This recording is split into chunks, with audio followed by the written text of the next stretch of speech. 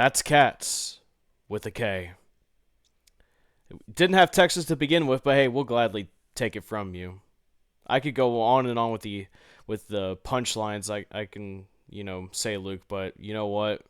The W is just enough. Welcome to the Sam Houston SportsTalk podcast. Collin Neal, that's Luke Scott. The day after that we're recording this on Sunday, especially since Sam Houston's on a short week with going to El Paso on Thursday to face the UTEP Miners. Luke kind of just had the idea. Let's just go ahead and knock this out of the way, and it's a splendid time, Luke, because I'm still freaking exhausted from the game. I mean, obviously I had other things going on to make me tired, but man, Luke, all I have to say is what a freaking game.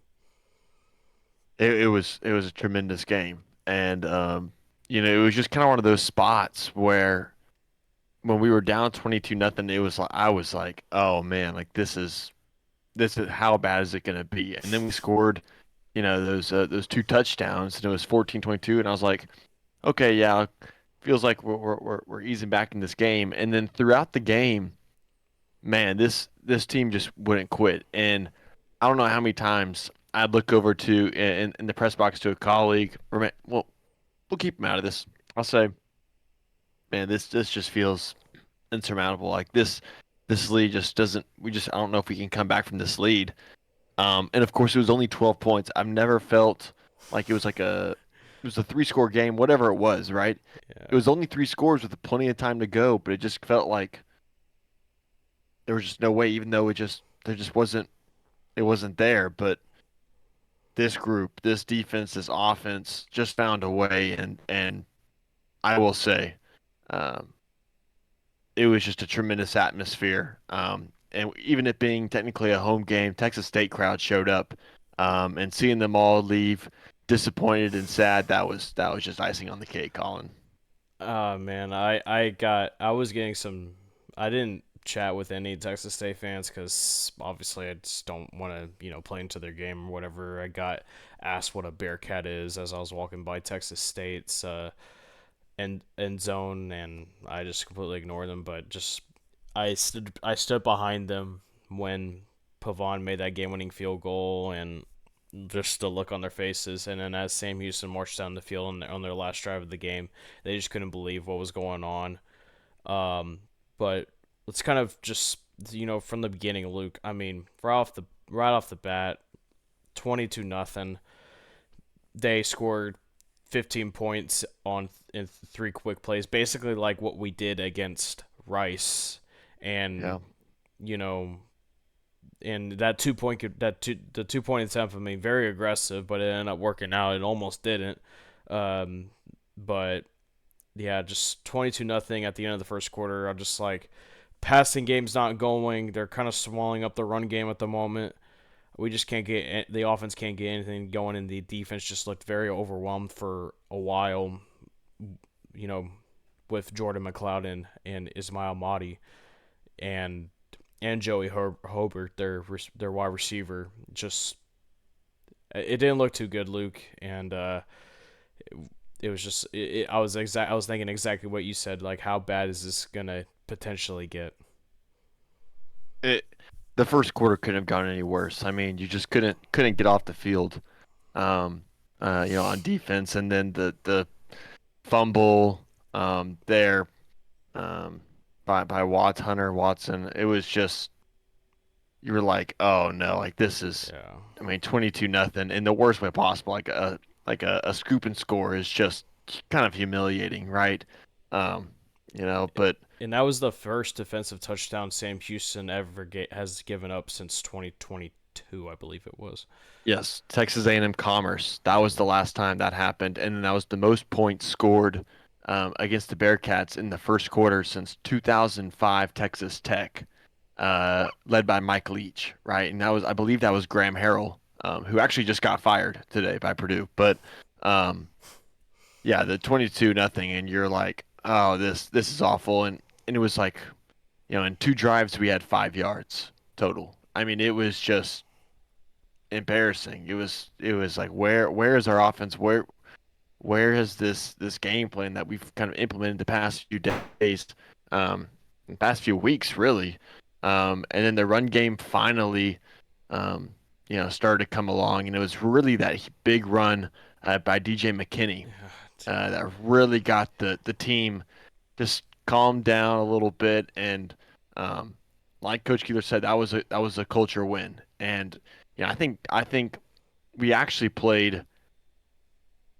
We were probably the better team. I think 2.5 to 3 quarters of that game. That first quarter, I think we were the better team, and I think coming out of halftime, I think, I'm sorry, Texas State was the better team. I think coming out of halftime for about 6, 7 minutes, Texas State was the better team. The rest, I think Sam Houston and a large part to do with it, Collin, was that run game, Hunter Watson's legs, and staying disciplined. Yeah, I mean, and I don't know. I mean, that was countless penalties by Texas State, and a lot of them after the play, unsportsmanlike, like things like those, just kill you. And we'll get into it later, but um, just an incredible comeback. yeah, in the second quarter, that's when things started to get going. That's when that DJ McKinney run happened, and uh, like this guy, like I mentioned his name quite a lot during training camp. Like this guy was getting a lot of carries. He was he looked really good. I was talking about him. I just didn't think how big of a role he was actually going to play for the Bearcats this season. But this guy, just for people that don't, watch the Bearcats but aren't really too familiar about what happens during practices or the roster or whatsoever, like you're like, where did this guy come from? I mean, he had a tremendous game. I mean, it won't show on the box score because he didn't really get that much yards, but I mean, right here, 9 carries, 55 yards. I mean, that is over 5 yards per carry, or close to it. Uh, and this is a team, Luke. 72.3 rush yards given up by the Texas State defense. That was eighth best in FBS. That's according to an ESPN graphic that popped up during the game. You put up 298 rushing yards. Now, granted, they were without their stud edge rusher in Ben Bell, who was a guy that we needed to keep an eye on, but he didn't play. But either way, it's not one guy that's doing that whole thing. It's a bunch of other guys. It's the scheme, and we were worried about that line going into the game. But in the second quarter, you broke off. You broke off in the run game. You scored 3 touchdowns, including from two from Jay Ducker, one from Hunter Watson. Jay Ducker, by the way, on that second touchdown run, that 14-yard run, really cool touchdown. I got really good video of that. That's in our YouTube Shorts if you ever want to check it out. That run helped him break 2,000 career rushing yards. So pretty cool moment for him, the former MAC Freshman of the Year. And he's been really paying off so far for the offense. But that second quarter was huge until Texas State got a touchdown again, and their kicker Mason Shipley hit a 59-yard field goal. That kind of felt deflating for a little bit. I'm not gonna lie. Yeah, it was, and everyone in the press box, we were like, I asked the Texas State guy, I said, "Does he have this range?" And they were like, "We have no idea.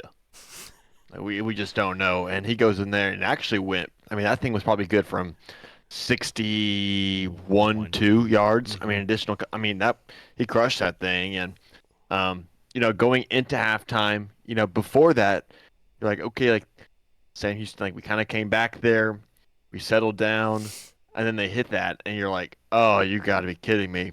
And then into It's halftime, like everything's going Texas State's way.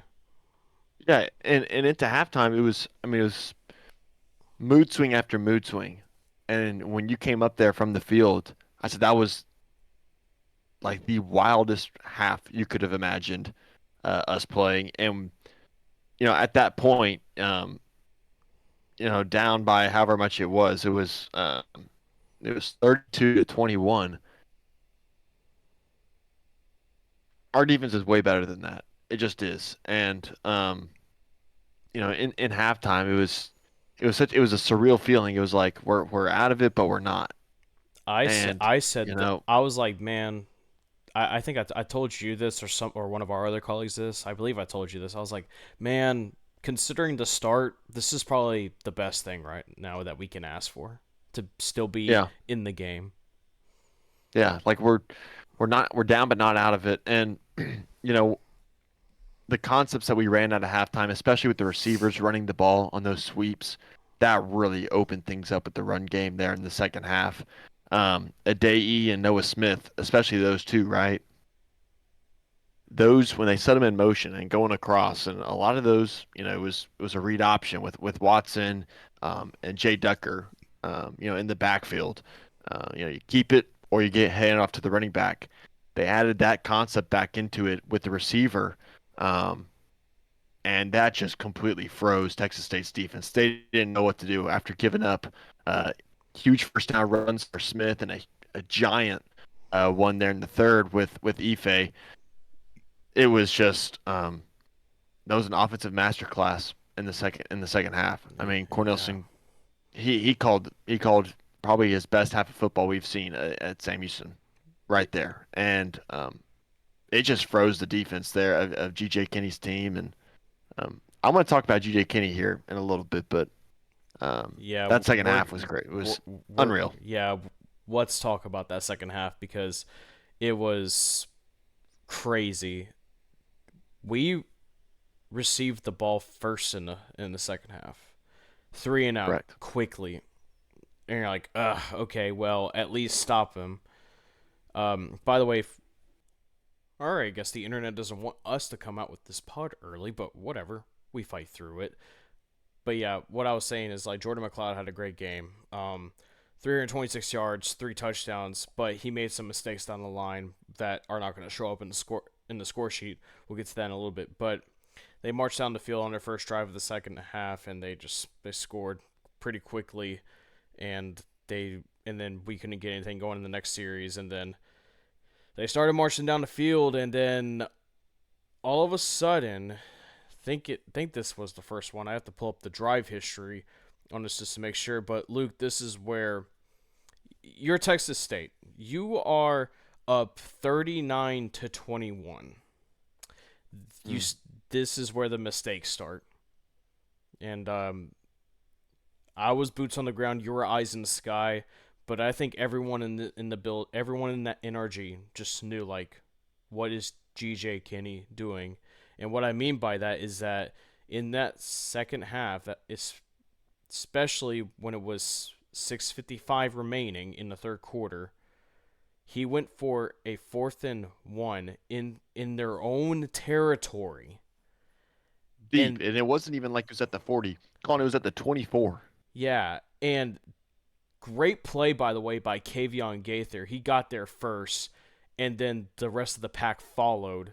Like a tremendous play by Gaither, and they stopped them. They came. Then Sam Houston went the other way and scored their first touchdown with a 1 yard run by Hunter Watson. I mean, you just could not ask. You could just not ask for something other than that, and that's where the collapse started. That's the building started. The Texas State building just of what they built up to that point in that game. That building structure just started crumbling down. Not yet, but it started crumbling down, Luke, and it all started Well, Colin, it because was of that. it was back-to-back drives. One was in Sam's territory where Texas State went for it on fourth down, couldn't get it. Sam Houston's defense made a big stop. Sam Houston then scores a touchdown. The next drive, that's the next drive. It was two straight drives where Texas State went for it on fourth down, Oh yeah, that's couldn't right. get it, and it was.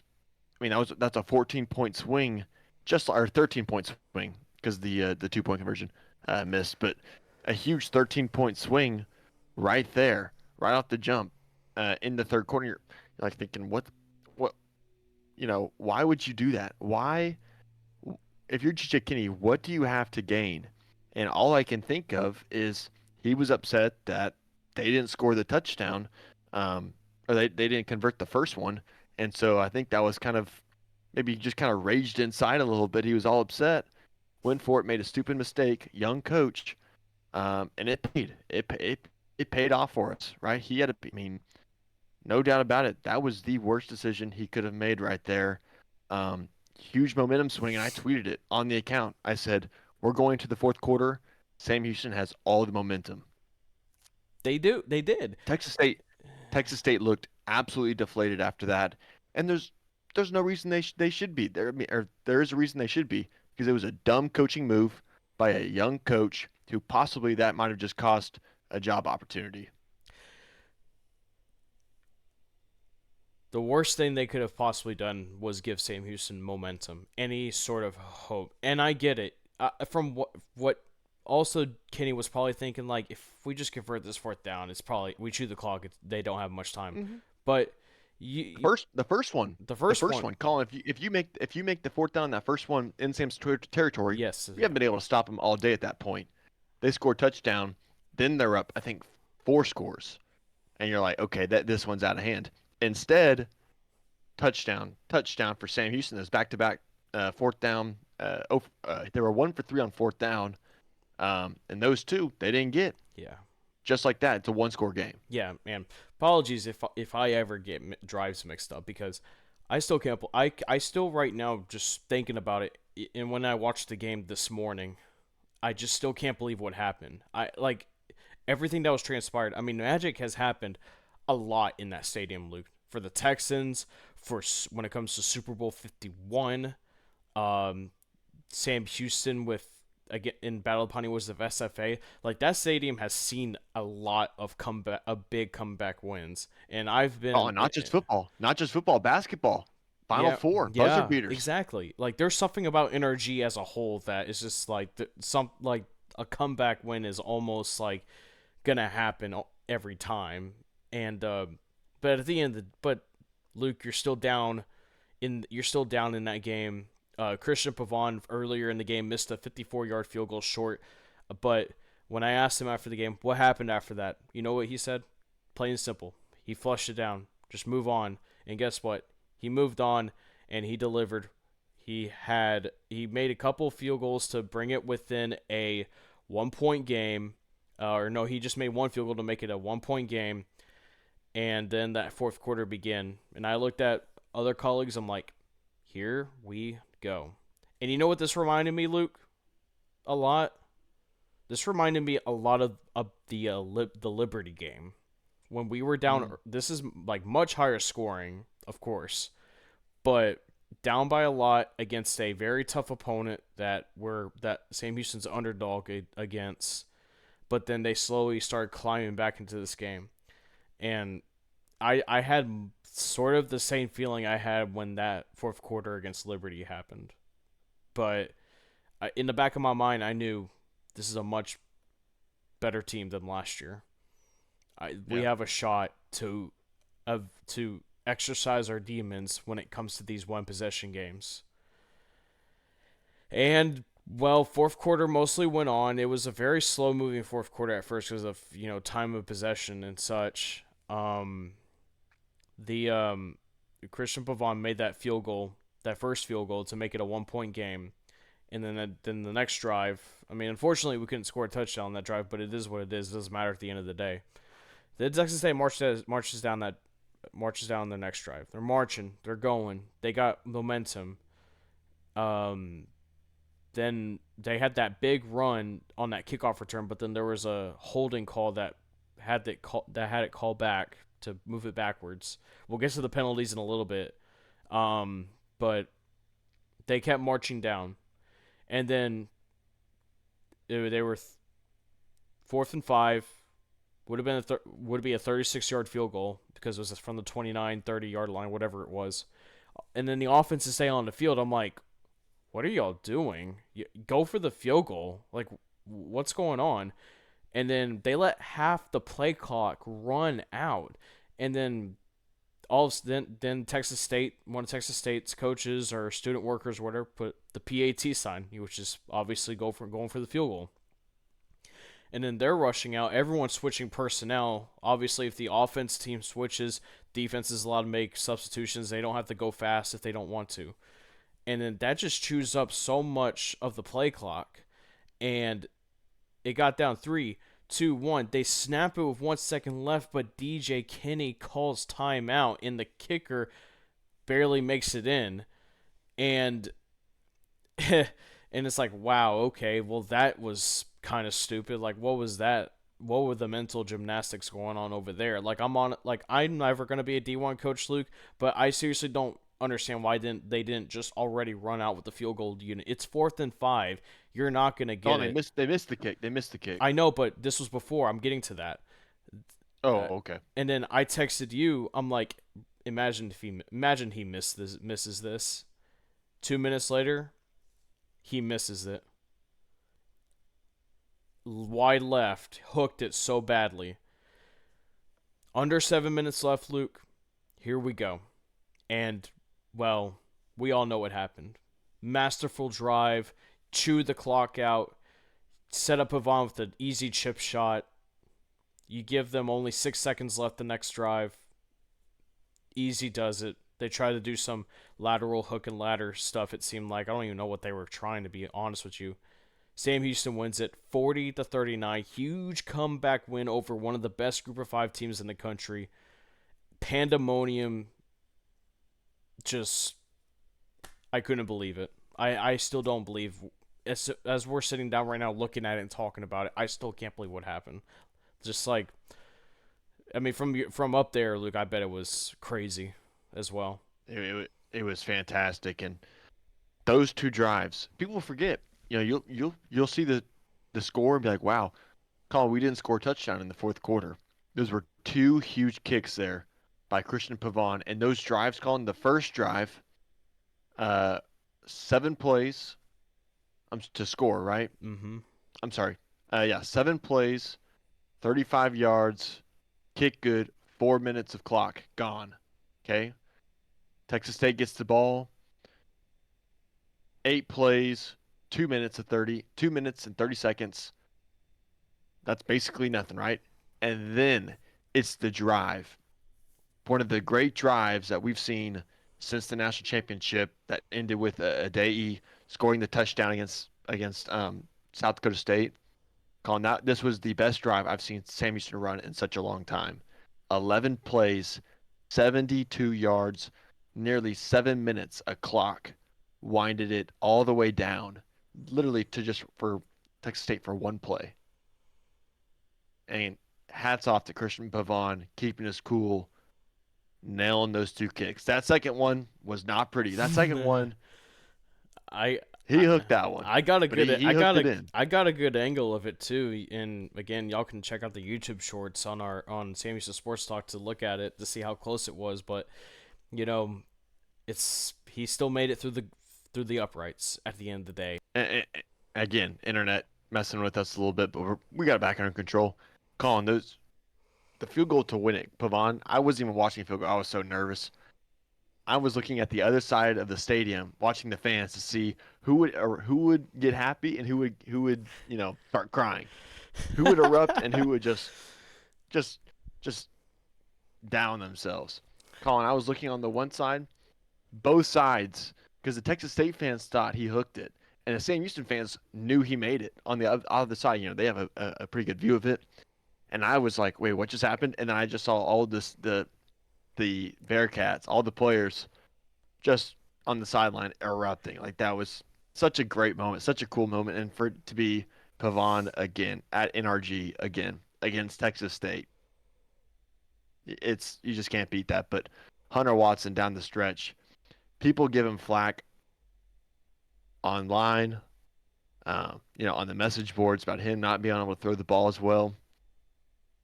Him running the ball was the big difference that day, and Texas State just did not have an answer. Again, They against the eighth best rush defense in FBS. they've seen a lot. They haven't seen Hunter Watson. They haven't seen that yet. I mean, the dude just fought. I mean, and he took some big hits earlier in that game. When we were down 22 to nothing, our O line was getting crushed at the point of attack and just lost leverage. Texas State was doing what they wanted to do, and they just found a way. They found a way. I just wonder what happened to Texas State. I just did they just get too ahead of themselves? Did Sam Houston figure it out? Was I'm pretty sure it was a good combination of both. If you want me to be completely honest, but I gotta say, Luke, if I'm a Texas State fan, I'm like embarrassed. I'm not gonna lie. If I'm a Texas State fan right now, I'm embarrassed as hell for this loss. You Texas State was one of the teams that were getting talked about as potentially getting that 12th seed in the college football playoff, running the table in the Sun Belt after coming off their most successful season in their FBS era, finally making a bowl game, winning quite a lot, and going to the Armed Forces Bowl and winning in their first bowl game as an FBS program. High hopes. You barely beat Lamar, but then you kick the hell out of UTSA 49-10. You barely lose to Arizona State at home, but you still had a lot to look at forward to, and you're coming off of a bye game, and you just I could say a word, but I'm keeping it very clean here. You crap the bed. You crap the bed. Yeah. You Texas State. This is why disciplined penalties matter. Texas State came to this game 13th most penalty yards occurred as a team in the country. Sam Houston 13th less penalty yards occurred in the country. That just shows why good coaching matters. It was a team win on all facets by Sam Houston, coaching, players, and whoever takes part in that program, whatever they do. And some Texas State fans were like, "You have to cheat the win. You have to cheat the win." Y'all came into this, like I said, y'all came to this game with the 13th most penalty yards occurred as a team. Y'all committed 11 penalties for over 100 yards. Can't remember the exact number. And there were some unsportsmanlike penalties that just did not need to happen. Penalty yards that just did not need to happen, including before that it was the first Jay Ducker touchdown when that cornerback ran into Simeon Evans and chest bumped him back against the wall, which gave us some new life, gave us fresh set of downs, and that's when it all I felt like started to be like, okay, we can get back into this game. I could say a Yeah. Yeah. lot. I could say a lot about Texas State, Luke, but I'm gonna let you have a turn because I could go on forever. No, you said it, Colin. The penalties, um, that's unacceptable for Texas State. 70 yards in penalties in the second half alone. Gosh. And a lot of those, Colin, a lot of those were at critical spots. And unsportsmanlike when they had the ball down to like the 2 or 3 in the third quarter, um, which I think that was when that only led to a field goal. Or that was the missed field goal. That was the missed field goal. When they had the ball, they got the first down. All the way it was they got to a first and goal. Penalty set them back. Few negative plays. They missed the kick. Bada bam, bada boom. Wait, That's what led off. that was the personal foul on Mahdi because I think because he pulled Yes, someone from the pile and you can't and yes, that's a common rule. You can't pull someone from a pile. yes, yes. And then I mean, it was at the worst times Texas State could have made a penalty or could have committed a penalty. They did. They did. And you know what that is, Colin? That's a young head coach. Penalties lies on the head coach. I don't care who you are. Um, you can blame it on a coordinator, whatever coach that position is that's committing that penalty. Blame it on him. No, I blame the head coach. Casey Keeler's been doing this for a long time, Colin. He's been doing this for a long time. Champions at the FCS level at multiple schools. One of the things that the Keeler team talks about: no penalties. We do not commit penalties. We do not hurt ourselves. That's a Keeler staple. GJ Kinney, new young head coach. A lot of times these young head coaches, Colin, it's a lot of penalty yards. It's a lot. It's a pain, especially because the Cowboys were always the same way, except we have an experienced coach, you think. But Texas State, Colin, if I Oh was a man. fan of them, I would be so pissed off. I mean, I just would. That was um that was unacceptable. I have a question though. Okay. Did Sam Houston win that game or did Texas State lose that game? I'll refer to one of the comebacks I mentioned. Falcons, Patriots, Super Bowl 51, 28-3. I always said that the Falcons played they played not to lose. They did not play to win. They played not to lose. And I think it's a good combination of both because I thought the OC Brad Cornelson for Sam Houston did a tremendous job designing runs and and giving it to the right guys, knowing when to call the right plays, trusting Hunter Watson. Oh, Because I think Keeler wanted to. I think Keeler said in the press conference that he asked if Cornelson if they should pull Hunter Watson out at some point, and then yeah, yeah. The Cornelson entire game. and Cornelson said no. Let's keep going. Colin Bauer was warming up. Mm-hmm. Bauer was throwing the ball. I tweeted. I said Bauer's been throwing this ball, and that was in the second quarter before we had scored. Before we had scored a touchdown in the second quarter, we were down 22-zip. I tweeted out. I said we might see Bauer in this game. Just we don't know if he's going to go to him full time, but we might see him. He's warming up, and it's a credit to this coaching staff by not going away from the run. It really is. It Again, really is. Go ahead. 298 rushing yards against Texas State. 298. And this is a year removed from last year where we could not run the football more than 4 yards most of the time. On the stats were complete opposite. Complete opposite. Texas State could not get the ground game really in a rhythm. They just couldn't. Through the air though, they were doing great. Oh yeah. And McLeod threw a great game. He just did. But they He couldn't get the rushing attack he going. did We throw were the opposite. he did throw a couple of balls that he just completely missed his receiver. Like either threw Yeah. behind them or above him. And like there was a couple of passes that could have been intercepted honestly, but because they were tip drills up in the air, but that's neither here or there. Those happen all the time. Whatever, you move on. Um, but man, it's just at the end of the day, Luke. Great coaching. It great coaching also just takes advantage of mistakes effectively, and Sam Houston did that. And that's just part of the game, Luke. At the end of the day, that's just part of the game. And at the end of the day, Sam Houston came out the better team, and Sam Houston on. We're saying this as Sam. I'm saying this as a Sam Houston guy, obviously, but Sam Houston deserved to win this game, and because of what Texas State did to themselves and how Sam Houston capitalized on what That's Texas right. State did to themselves. That's how I That's see it right. right now. Colin, we were dead. Sorry, losing my voice. Colin, we were dead men walking in that first quarter, and Texas State just cracked the door open, and that's all we needed. Mm-hmm. That is all we needed. That door was open by an inch, and we found a way through it and busted it down at the end. There is no sweeter victory than never leading entire the game until like 4 seconds left. Who do you even I mean, get? that's just Who do you even give player of the game? Honestly, I mean, I Ducker with three I touchdowns, I Watson with how he played. I mean, Caleb Weaver had another great game. Isaiah Cash had a good game as well. Like, I you know who I give it to? I give it to the D line and the O line. The D line's fourth down, really the front seven, really, but the mm-hmm, D line doing a lot of that dirty work on those two fourth downs that we stopped them, which led to points, right? Led to two touchdowns. In the O line, the O line completely dominated that second half.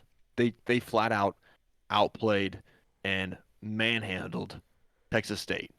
And it was yeah, by design, it was schemed, it was coordinated perfectly by this coaching staff. Texas State, we were doing pin and pulls, pulling the guards, pulling tackles, centers, double teams. We were doing everything, exposing that. And Jay Ducker was there for every single big play that we needed him to make. He made it. And I can't tell you how tough it is for a defense to be giving up 5 yards a carry. And instead of, second and 8 or second and 9, it was second and 4, second and 5 for Texas State. They just couldn't stop us. They could not. And Ducker was doing his vision. in those holes, Colin, he would make a move and it was goodbye. I mean, it was. He'd run over people, juke around. I mean, it was. We hadn't seen that out of him this year. I mean, we've seen him. We saw the huge run that he had a few weeks ago, but more than that, he was just kind of your short yardage guy. He was, um, your third down and one, we would go to him. That was a complete game. That was the best game I've seen out of Jay Ducker, and it's really up to the O line and the D line in the second half. We couldn't get any pressure on McLeod the entire game. We just couldn't. Um, but in a run game, that's what really they stepped up, and you saw a lot out of this team. I mean, those. I mean, yeah, those 39 points are going to be on the defense, but it's just how they did in that second half. It's just they, like I said, 39-21, 6:55 remaining. Texas State did not score the rest of the way. They didn't. They did not score the rest of the way. They shut them out. The only gave up the 7 points there in that first drive for Texas State in the second half. That was it. That was it. And was Texas State still moving the ball? Yeah, I would say so. I'm not going to sugarcoat it. They were moving the ball, but it was dumb mistakes by Texas State. It was penalties by Texas State, and it was two crucial fourth down stops that completely flipped this game around. It just was, Colin. Texas State was they were walking. They were just walking the dog to a win, and they tripped and fell. And you got to give credit to Sam for taking that advantage, for taking advantage of having the opportunity just to make it interesting. And boy, oh boy, did they do that. Still can't believe it, man. And real quick note before we kind of give our final thoughts, just to kind of talk about Texas State real quick. We got to we couldn't figure out where the press conference was. First of all, that was a one adventure in its own. But Where is Toro Plaza? yeah, I don't know, we were right. It was where we initially thought it was going to be. But then we saw Texas State supporters there. Like, why are y'all here? That's interesting. They said that they already had the press conference, and I was like, oh, okay, I guess y'all just got done. Or they're like, and we found out later in a tweet from, apologies if I mispronounce his name, Kef Ciardello, the sports reporter for Texas State sports reporter for Express News, San Antonio Express News. He tweeted out, I am at SHSU head coach Casey Keeler's press conference because G.J. Kinney's post-game presser went on without any Texas State media present. By the time we got from the press box to the locker room, we were told the presser was already done. He said, quote unquote, to end it, one last embarrassment on the day for Texas State. And then a guy tweeted out the next day, this morning, literally early this morning at around 7 o'clock, responded, found it on Texas State website, lasted less than 2 minutes. It was audio only. I couldn't really find it in my own initial search. I guess you kind of have to go through loopholes to find it, like go through the archives or whatever. But the fact that and then Kef responded to that tweet saying there were at least 5 of us that traveled to cover them, and none of us were present for that press conference. And it was audio only, no video, less than 2 minutes of G.J. Kinney, and that just was the final nail in the coffin, honestly. If you thought Pavon's game-winning field goal, and last play of the game was the nail in the coffin, I think Kinney honestly wanted to put one extra one, it seemed like, because you could talk bad about Coach Carthel of SFA all you want, but at least he faced the music. Oh yeah, And Kenny didn't face the music. And Colin, I remember I was at that we were both at that press conference in that last game against SFA, and it was hats off to him for being the bigger guy, being the bigger man, and that's right, answering questions. And he has a responsibility to do that. I gained so much respect for Coach Carthel, and he's done a good job at SFA. Let's not sugarcoat it. He's done a great job there. And G.J. Kennedy's a great coach, but that was a loser mentality. That just was. And he's going to come out, whenever the next media, he's going to apologize and say, that wasn't right. That was heat of the moment. But I don't want to say that showing his true colors, but that's what that was. He didn't want to face the music, like you said. He did not want to see and you feel bad for the Texas State reporters traveling all the way from San Marcos, San Antonio, wherever, right? Reporting for the team. They have obligations to fill, right? I mean, they have people to answer to, and people that want to read what they write or whatever they report, right? Whatever form of media outlet it is, um, they have obligations to. And for GJ Kinney to, I guess it was just with the SID, maybe. There, it I sounded mean, like there was you can't other. even tell. There was well, yeah, because it was audio only. But you just, it sounded like there was a couple of other people there.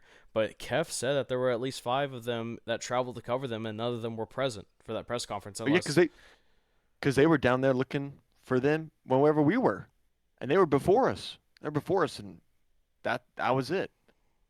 man, And you hate to kind of blast the guy, but Coach Keeler wouldn't have done that. And that's class, that's experience, and it's not a good look for GJ Kinney. It just isn't. And Twitter is responding to that. You're seeing Texas State Twitter say, like, he's a great coach. GJ Kinney's a great coach. Did he have a bad game this week or last night? Absolutely. Was that the way to respond at the for the media and stuff? No way. And he did. That's a mistake on his part. He's going to have to learn and go from that. But thank goodness that Coach Keeler doesn't pull that kind of move off. final thoughts, Luke. Honestly, just here's my thing, and then we'll move on. We'll get to other Bearcat news and wrap this up because this has gone on for a long time. But we wanted to get this out because obviously short league they're facing UTEP this Thursday. We'll have that preview podcast coming Wednesday morning or around that time. Subscribe today, by the way, if you haven't already. Sam Houston Sports Talk. We got a lot of new folks here. We gained a lot over the past week. We passed 150. Thank y'all once again. And this game really did it for us too. The growth was amazing. The support, the likes, the retweets. I mean, honestly, it's enough that just a few people at the end of the day know what we do and support what we do. The amount of the amount of thank yous I get, the a lot of say keep it up, good work, and even from some former players, um, just thank y'all very much. But football season is just the beginning. We're gonna keep going. We're gonna keep going until we can't do it anymore. But final thoughts from Texas State from me, Luke. I'll let you have the last word on this. This I said in that quick 2-minute video I sent out on the account. But just for a bit of a thing from it one more time. This is the kind of game that defies a program, that defies the culture, that defines, excuse me, the what you're gonna be as a program in the future. What this team is made of. What the team is made of, exactly, and we've seen it plenty of times. You saw it. You saw it before I did because I wasn't thinking of going there until I applied, and then a few weeks later they won the national championship in 2021. But the comeback wins in that the comeback wins in the past, like in 2004 and against Eastern Washington, like this football program has clutch DNA in it. It's through and through. Cardiac Cats. It was not made up for a reason. JM Luke, you remember JMU? That JMU game that was unbelievable. Even in come back in the South Dakota State game, national championship game against South Dakota State. The Battle of the Piney Woods games where we've had to come back in. And then last year, it seemed like that identity was no more because we lost. The Sam Houston lost 5 games by one possession. And then this game just kind of reinforced that identity that we still got. That Sam Houston still has that clutch DNA in them. And recruiting, big win for recruiting, like unbelievable win. You fight Texas State over recruits all the time now that you're both at the same level of in FBS. There were a lot of recruits. You and I saw the recruits before the game. Like, well, there's a lot of them, and it's and you check mark that you've won the recruiting battle for now. It's still going to be ongoing. Texas State's going to have their victories, but this was a big check mark right there. And this is also a game where it unites the alumni back, and it's not it's I think the alumni, there's still not a lot of buying in just yet. It's getting there. It's progressed pretty nicely over the last few years. It didn't look good for a moment, but I think this is when things start to get better, in my opinion, when it comes to getting a lot of the alumni bought back into Sam Houston athletics, and we need it, Luke. We need that support, not just with football, but with basketball, baseball, softball, soccer, volleyball, all these other sports, golf, tennis, like everything, track, like everything, and it all Yep. starts with how your football program does, because football is king at the end of the day, and in the great country of the United States of America, and especially in the greater states of Texas. And I told you, Luke, we need to win this game. We need to win this Yep. game. It didn't look good at first, but we somehow did it. And I still can't believe what we saw. And it's the greatest. It's probably going to be the greatest. It's my number one game up there. It's my number one game for the greatest game I've ever been a part of. Yep. Either watched on TV or been there in person. It's going to be number one for a while. And all I can say is, wow. At the end of the day, just wow. Colin, I've been a part of a lot of huge Sam Houston victories and a lot of comeback wins. Colin, my first game as a member of the media was that JMU game. And I'll never forget, friend of the program, Ryan Humphreys, falling on that kick. And I was on the call for student media or for 90.5 that day. I told Jordan Smith, I said, we're going to win this game. We're going to win this game. We're going to find a way to win this game. And we did. The national championship game, Isaiah Davis for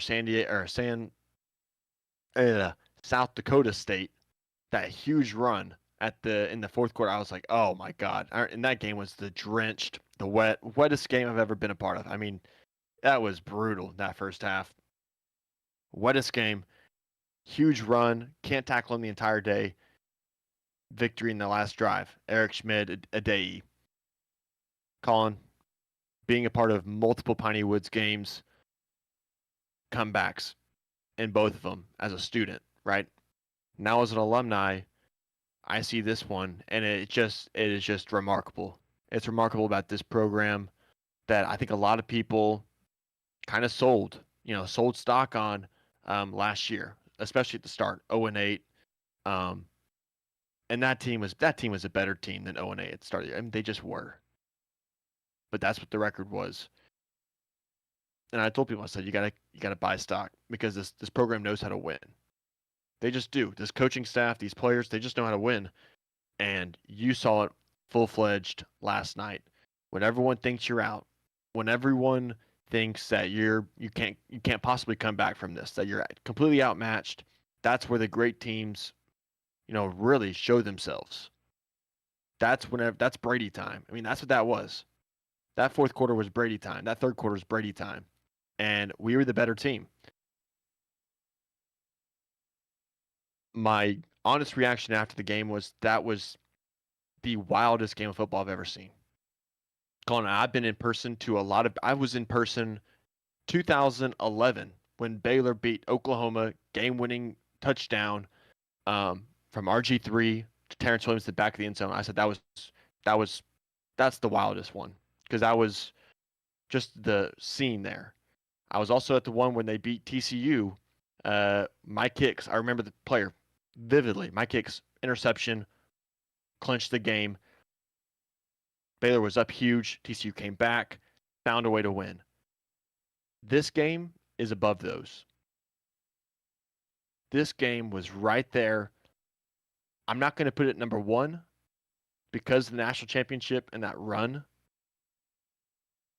I'll put that right there.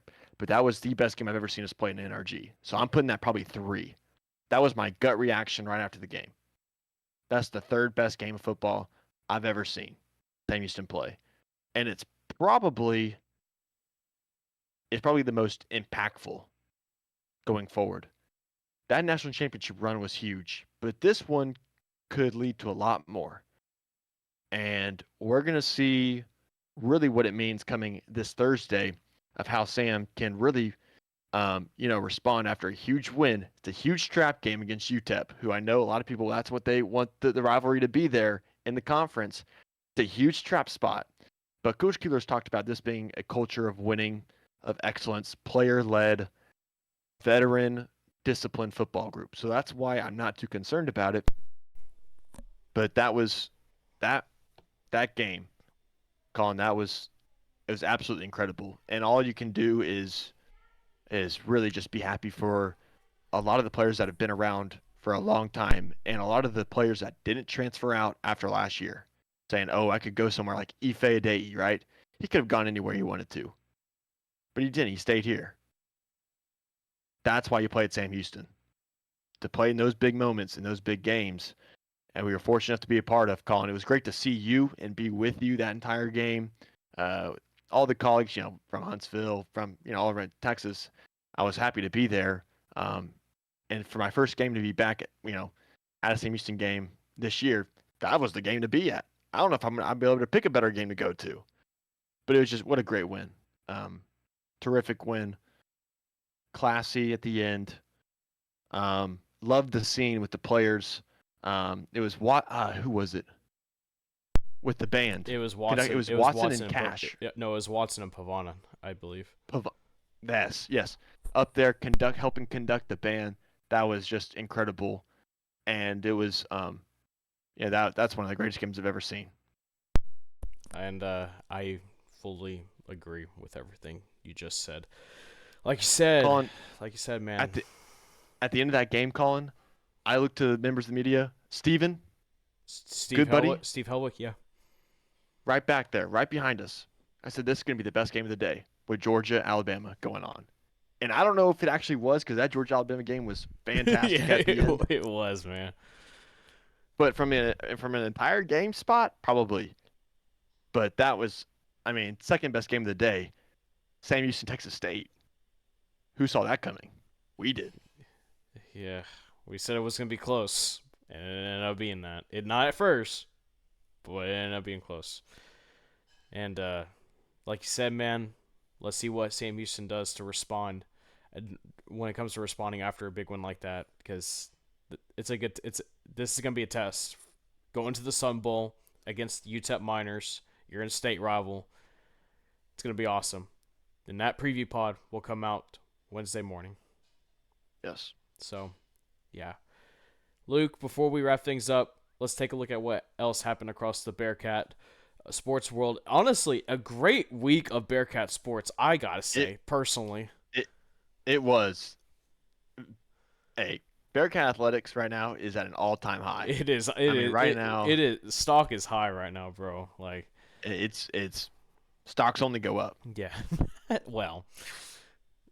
Yeah, don't say that until softball season comes around. Come on, man. That was unnecessary. Little early. It's too early for that. But volleyball. Oh my goodness! Not just matched last year's conference, win total, just 2 right off the bat, 2-0 to begin conference play. They beat Middle Tennessee. It was a good first game. 3-1, and then they swept them the next go around on Friday, 3-0. Team effort. They capitalized on Middle Tennessee's mistakes, which my goodness, Luke, probably over 30 service errors between 2 games for Middle Tennessee. It was just when you're a team, if you're gonna be a good team, you beat teams really handily, like that, and they did. Avery Fowler was amazing. Michaela Penakova was amazing. Penakova. And Lyle Washington was good. The Huntsville duo of Butler and Fielder showed up when they had to. Could have had better games, yes, but they showed up when they needed to.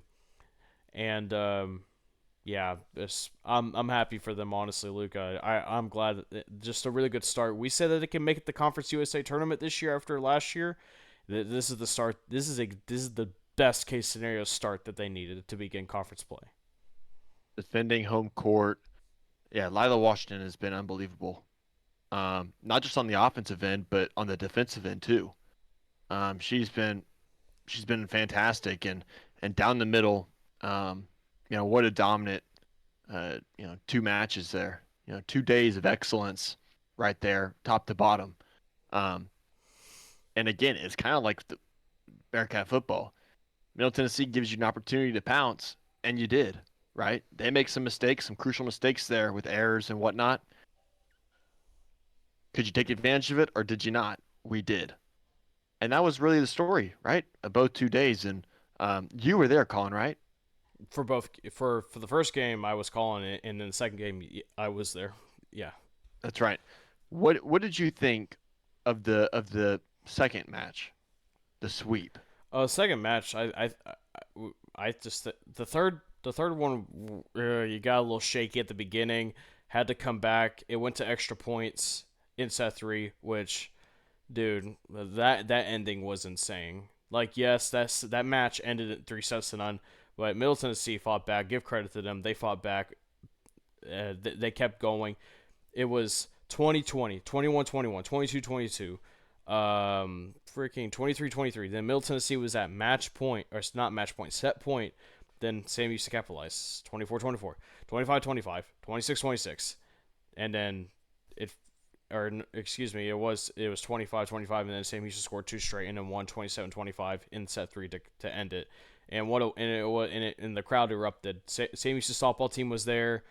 Good. There was a some. I think there was a couple group of school kids as well that were there as well, and that was I can only imagine what a nice couple hundred more people would sound like. Because I swear the thing is, Luke, Sam Houston, no matter how big the crowd is, you could look at how big the crowd is and just be like, oh, that's a small crowd or whatever. But then they just get loud.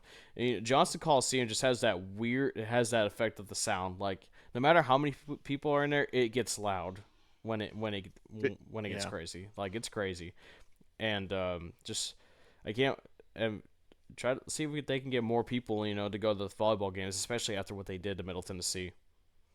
Volleyball's fun, man. It is. It really Volleyball is is. really fun, and it's fast paced. Yep. It's not one of these where you can kind of. It's not like baseball where you can kind of sit back and talk and do whatever. Volleyball, you're into it, right? Because I mean, it's bam, bam, bam, bam, bam. I mean, it's quick. Before you even blink, it's 5 points played, literally. So, um, now let's not say that Middle Tennessee's a world beater, right? But They were third seed that's a last good. year in Conference USA tournament. I will say that. That's right.